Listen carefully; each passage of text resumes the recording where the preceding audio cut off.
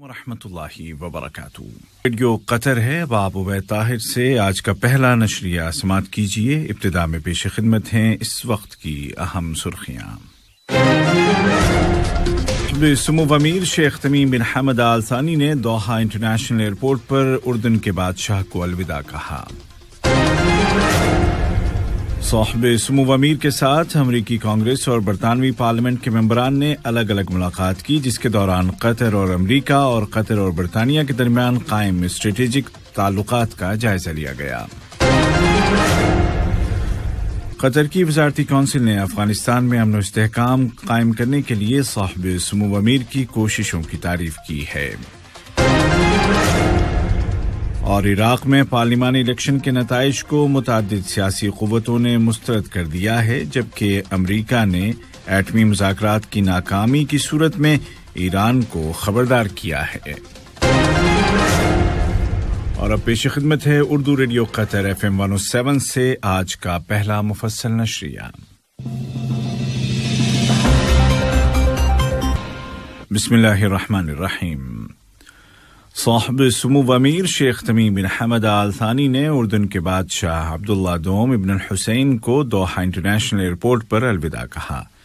King عبداللہ دوم قطر کے سرکاری دورے پر تھے، جس کے دوران دونوں ملکوں کے درمیان کئی معاہدوں اور MOUs پر دستخط کیے گئے۔ اس سے قبل صاحب سمو امیر اور کنگ عبداللہ دوم نے NCC اور ایجوکیشن سٹی اسٹیڈیم کا دورہ کیا۔ اس اسٹیڈیم میں ورلڈ کپ فٹ بال 2022 کے مقابلے کھیلے جائیں گے۔ قطر فاؤنڈیشن کی سربراہ شیخہ موزہ بنت ناصر کے ساتھ الرملہ پیلس میں اردن کی ملکہ رانیہ العبداللہ نے ملاقات کی، جس کے دوران مشترکہ دلچسپی کے متعدد امور پر بات چیت کی گئی۔ صاحب سمو امیر شیخ تمیم بن حمد آل ثانی کے ساتھ امریکی کانگریس کے اراکین اور برطانوی پارلیمنٹ کے وفد نے الگ الگ ملاقات کی، جس کے دوران قطر اور امریکہ اور قطر اور برطانیہ کے درمیان قائم دوستانہ اور اسٹریٹجک تعلقات کا جائزہ لیا گیا اور تازہ ترین علاقائی اور عالمی مسائل پر بات چیت کی گئی۔ ایجوکیشن سٹی میں منعقد کی گئی ایک خصوصی تقریب کے دوران قطر فاؤنڈیشن کی سربراہ شیخہ موزہ بنت ناصر نے طلباء کے لیے شروع کیے گئے اخلاقنا نامی ایوارڈ کے چوتھے سیزن اور برائم الاخلاق نامی ایوارڈ کے سیکنڈ سیزن میں کامیاب ہونے والوں کو انعامات سے نوازا۔ یہ ایوارڈز ان نوجوانوں کو دیے جاتے ہیں جو اعلیٰ اخلاق و اقدار کا مظاہرہ کرتے ہیں اور اپنے پروجیکٹس کے ذریعے ان کو عام کرنے کی کوششیں کرتے ہیں۔ وزیر اعظم و وزیر داخلہ شیخ خالد بن خلیفہ بن عبدالعزیز آل ثانی کی صدارت میں کل کابینہ کا ہفتہ وار معمول کا اجلاس ہوا، جس کے دوران وزارتی کونسل نے صاحب سمو امیر شیخ تمیم بن حمد آل ثانی کی افغانستان کے متعلق G20 ممبر ملکوں کے غیر معمولی اجلاس میں شرکت کو سراہا۔ صاحب سمو امیر نے اٹلی کے دارالحکومت روم میں ہونے والی اس کانفرنس میں ویڈیو کانفرنسنگ ٹیکنالوجی کے ذریعے خطاب کیا۔ یہ کانفرنس افغانستان میں امن، قومی مصالحت اور ترقی و خوشحالی لانے کے لیے جاری قطر کی انتھک کوششوں کو ہی آگے بڑھانے کا سلسلہ ہے۔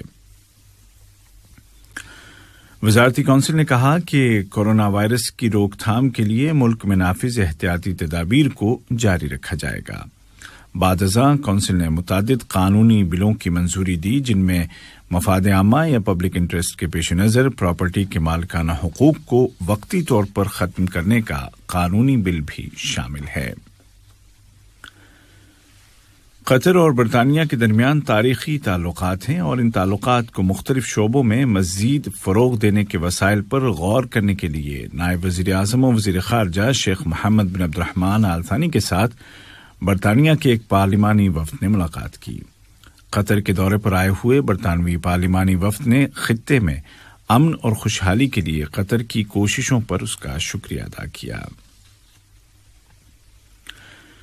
گلوبل سیکیورٹی فورم کے چوتھے ایڈیشن کے اجلاس یہاں دوحہ میں ہو رہے ہیں۔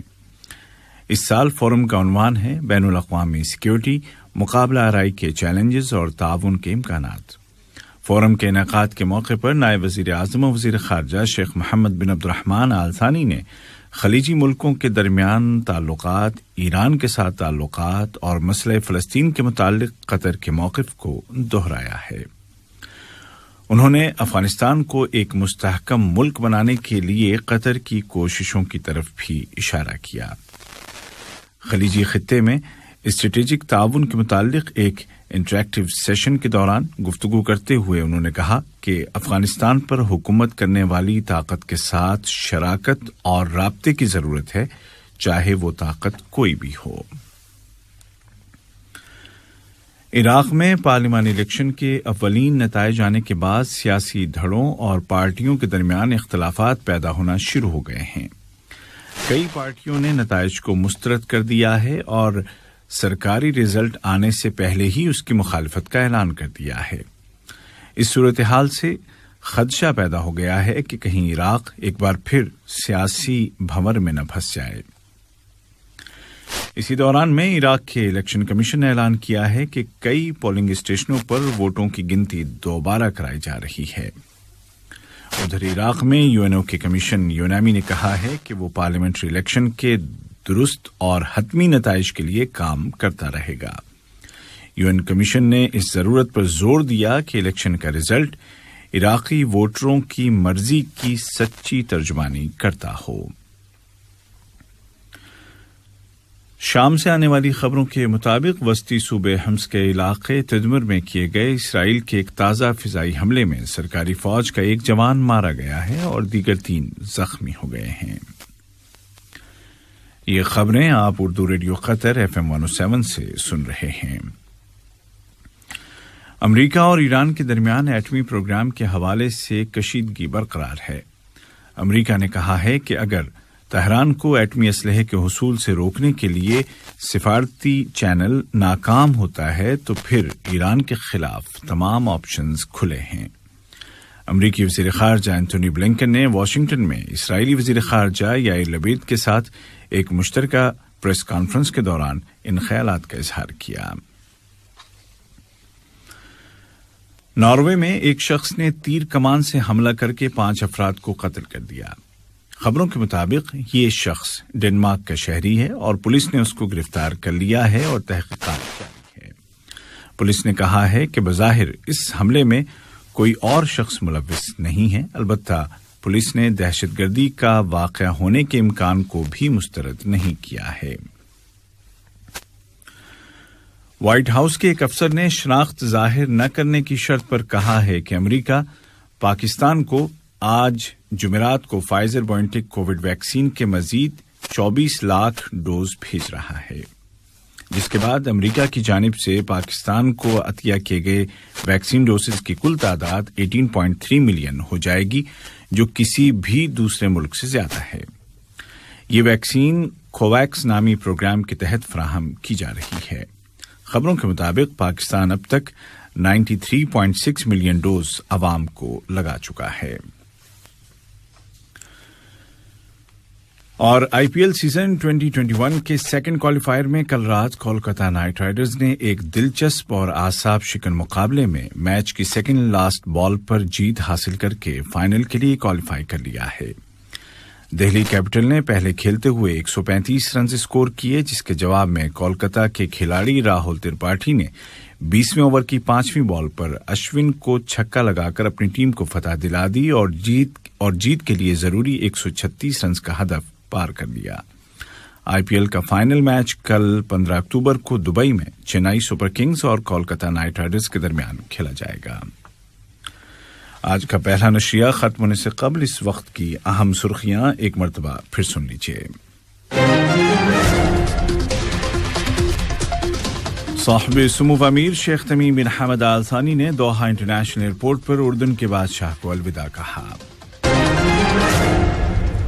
صاحب سمو امیر کے ساتھ امریکی کانگریس اور برطانوی پارلیمنٹ کے ممبران نے الگ الگ ملاقات کی، جس کے دوران قطر اور امریکہ اور قطر اور برطانیہ کے درمیان قائم اسٹریٹجک تعلقات کا جائزہ لیا گیا۔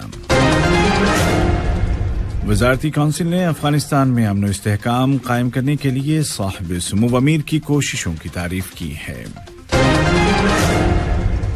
اور عراق میں پارلیمانی الیکشن کے نتائج کو کئی سیاسی قوتوں نے مسترد کر دیا ہے، جبکہ امریکہ نے ایٹمی مذاکرات کی ناکامی کی صورت میں ایران کو خبردار کیا ہے۔ اردو ریڈیو قطر FM 107 سے آج کا پہلا نشریہ اپنے اختتام کو پہنچا۔ عبید طاہر اور تکنیکی معاون